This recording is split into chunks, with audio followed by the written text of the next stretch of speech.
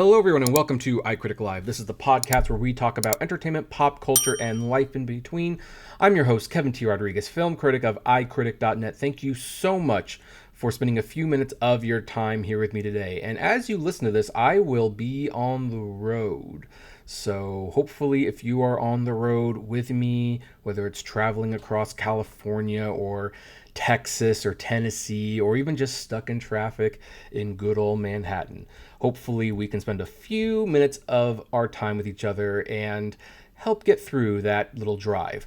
So what I want to talk about today is the new Detective Conan English dub. I did an episode of this about a couple weeks ago, and I kind of wanted to wait a little while to see how it would play out, because as those of you may or may not be aware, many years ago, Detective Conan came to America as Case Closed, and it remained the title Case Closed for a long time. Now, as for why this was done, I already did an episode about that. You can go back and listen to that. I won't go over it again here. But what did become obvious is that the Case Closed name, after so many years, frankly, just did not click. It did not connect with people. The show never took off. And so TMS Entertainment has been really trying to relaunch Detective Conan America with very limited success. And the 30th anniversary is here, and one of the things they have decided to do, aside from getting a brand new dub with new cast of characters, although the guy who played Inspector McGuire is returning in this dub to voice Inspector Megura, and it was so great to hear his voice because he was perfect for that role, in my opinion. They have decided to just basically do a soft reboot, if you will, where they are going to be celebrating the 30th anniversary with a select number of episodes that are dubbed on Netflix and Crunchyroll, and they are going to be doing YouTube live premieres of movies every Saturday at 7 p.m. Pacific Standard Time. Now, I've watched all of the episodes on Netflix. I've actually watched them a few times over just because I'm so happy to have dubbed Detective Conan back.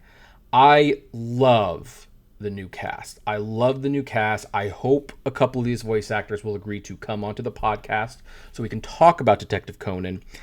As for whether or not the relaunch is a success or not, time is going to tell, but I've definitely got my thoughts on it. So let's kind of go through this a little bit. First of all, I've already mentioned that the dub is great. I like the actors. I wish they would continue the Funimation tradition of having Conan's voice be a child and Shinichi's inner monologue be an adult. I think that's a great way to differentiate between the two personalities. But for some reason, they are continuing with the old tradition of Conan's voice and inner thoughts are the child voice.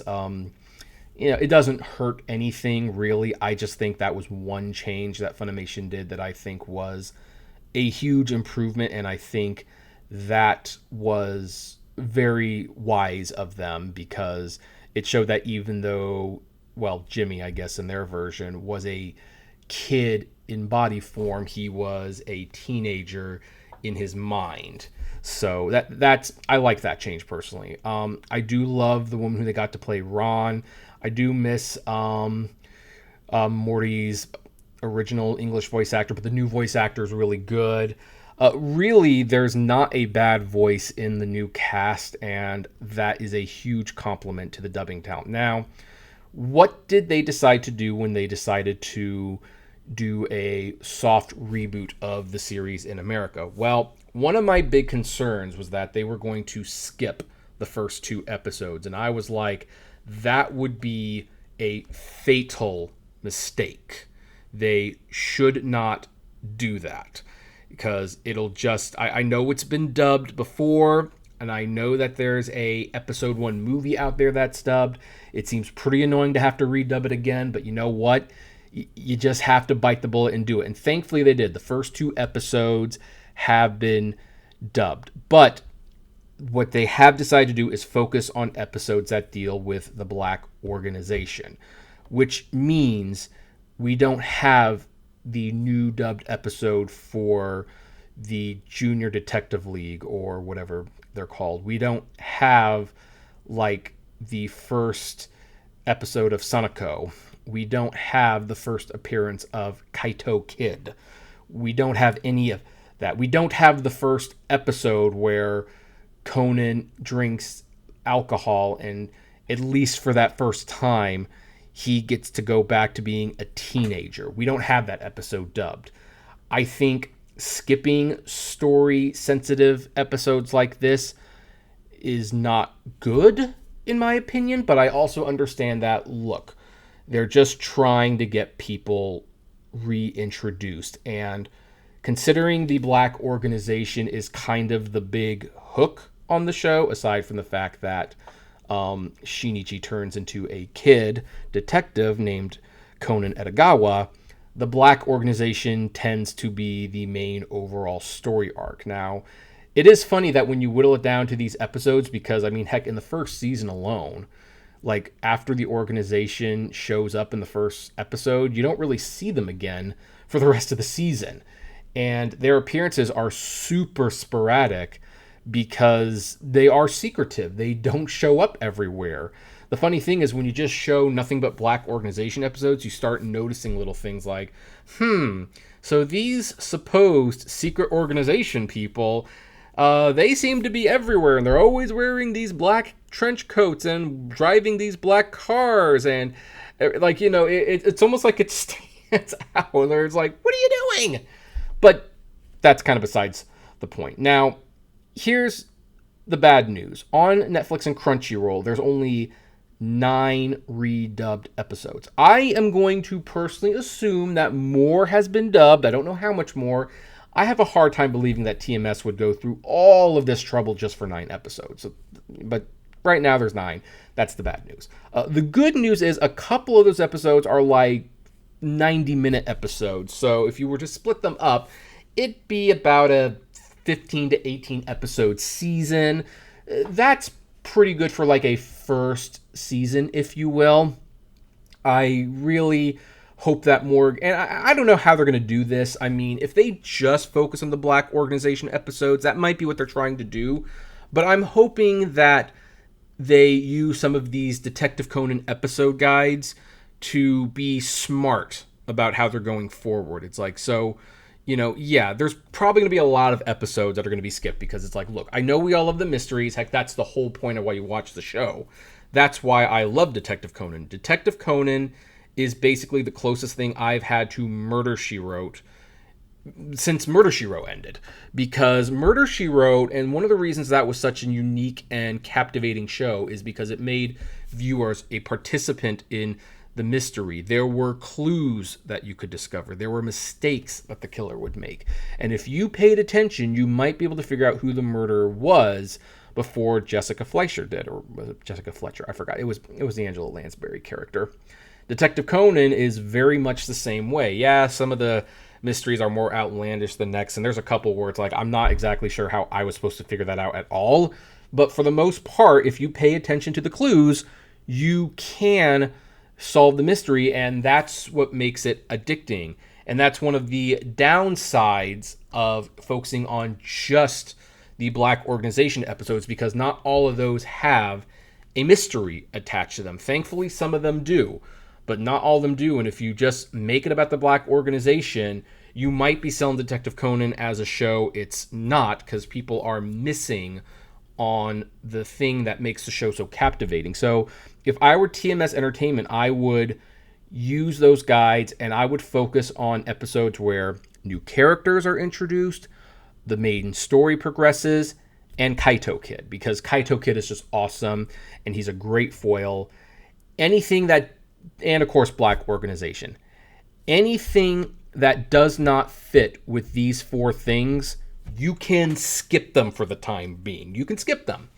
But if you want to reintroduce them, focus on dubbing the episodes with these 4 elements. It's probably going to be a little bit more than 9, but do that, and I think you will have a pretty engaging show for most audiences, because you will ultimately have many of those mysteries in the seasons. But they will never become stagnant. The story will always be progressing a little bit. There'll always be a new character. You might even want to use some wisdom where if there is a episode that maybe it doesn't follow any of these things, but the mystery itself is a fantastic mystery and it would get people talking, include that in the next set of dubbed episodes. As for whether or not it's successful, I really do not know. In fact, I'm going to just look it up real quick here. Maybe you're going to hear some typing. Is Detective Conan a hit on Netflix? I'm just going to search that real quick. Let's see here. I'm not seeing... I see a YouTube video that says Detective Conan hits Netflix with first-time streaming reveal. I don't think that's actually talking about numbers and everything. It should be noted that I have not seen Detective Conan on the top 10 most watched shows on the site ever. Not a little disappointing, not necessarily surprising. I don't really expect to be. By the way, it doesn't have to get in the top 10 for Netflix to want to invest more in it, although I will say that it couldn't hurt. I do think that Netflix would probably pay for more episodes dubbed because there's a lot of episodes that can be dubbed. It's probably pennies on the dollar to dub them compared to other things they do. And Netflix already has a couple of the spin-off shows exclusive to the Netflix platform, so they can kind of use that to hold over people's heads. The show, by the way, is also on Crunchyroll. I personally have been recommending people stream it on Netflix because Netflix is far more likely to order more dubbed episodes than Crunchyroll is. But you do you, because as long as you watch it, that's what matters. And I'm sure if you tune into the movie live streams and buy any digital copies or discs that might be released, that's also going to go towards getting more Detective Conan over here. But so far, the results are not in on whether or not this is a success or not. But I will say, quality-wise, I love the dub. And even though I think they probably should have added a couple more episodes, like they should have at the very least dubbed the Kaito Kid introduction episode. And I forgot what his Japanese name was, but whatever Harley's Japanese name is, they should have dubbed that episode, not only because it introduces him, but because it introduced the element that would explain why V turns into an adult. Not Anita, I'm sorry. Can you tell I've been watching the Funimation dub for a long time, where Anita drinks the vodka and turns into an adult. That episode would have explained why that worked. It doesn't, so a new viewer would probably be a little confused about that, if you know what I mean. So I understand why they did this. They definitely want to emphasize the overall story arc with the Black organization. But I think going forward, they should broach that out a little bit more. And again, they don't have to do everything. Like the 4 things you should just keep in mind. If it introduces a new character, moves the story forward, has Kaito Kid, or it has the Black organization, dub it and make it part of the thing. If it doesn't have any of that, you can skip it for the time being. You can go back to that if you want later on down the road. But focus on those 4 things and you will have, I think, a very good manga edit of the TV show for American audiences. And look, here's the thing, folks. I don't think Detective Conan's ever going to be huge in America. I've kind of come to that I guess that realization, that the acceptance of it, that Detective Conan's just kind of a tough sell to Americans. It looks like a children's show, and even though I would argue it's fairly family friendly, most of these episodes are just PG rated in my opinion. It is a show about solving murders, and not every family wants to sit down and watch that. Although, I don't know, when I was younger, me and my mom, we watched Murder, She Wrote. We watched Diagnosis Murder. We watch those shows together all the time, so I'm not saying it's impossible. And certainly, I'm going to be attempting to introduce it to my nieces and nephews this fall when I go to visit them, because, one of the kids is 12 now, the other kids are coming up to 10, and it's like, I think this is a good time we introduce them to Detective Conan. I'll bring the episode 1 movie, and we can have like a little movie night, and hopefully we'll have new Conan heads or whatever the fandom is called. Is it truthers? No, not truthers. That's something else completely. Plus, I don't think TMS is using the one truth prevails trademark anymore. Although the funny thing is, that actually is a catchy slogan. Like, I turned my back on the case closed name, but you could call it Detective Conan with the trademark being one truth prevails. I don't think there's anything wrong with that.